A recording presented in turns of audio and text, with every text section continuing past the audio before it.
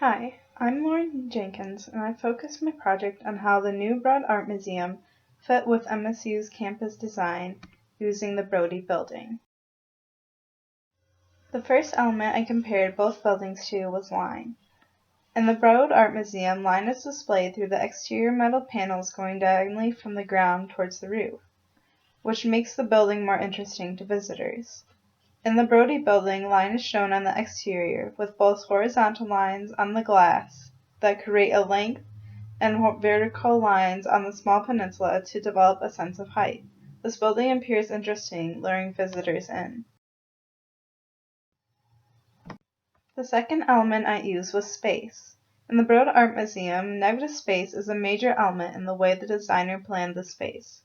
Being in an art museum, negative space is extremely valid in order to move partition walls for the galleries. In Brody, both positive and negative space are accumulated to help feel comfortable to visitors, but also empty to have enough easy traffic flow for the size of the building. The first principle I compared both buildings to was harmony.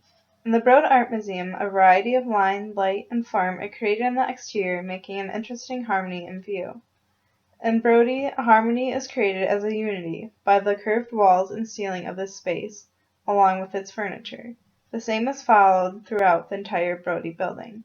Both create a space that works for the environment of the building and where it's located. The second principle I chose was emphasis. In the Broad Art Museum, the emphasis of this building's exterior is in the height of the tallest point. It draws the eye towards the diagonals running across the entire building's exterior.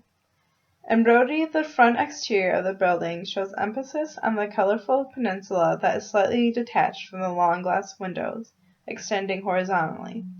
The bright orange curved part of the building also has lines going in the opposite direction of the rest of the building, also creating emphasis. Both buildings show a great emphasis point on the exterior of the building, which draws people into the space. Does the design fit? Comparing the new Broad Art Museum to the most recent residential side of MSU's campus, there is quite a few similarities in both the design elements and principles.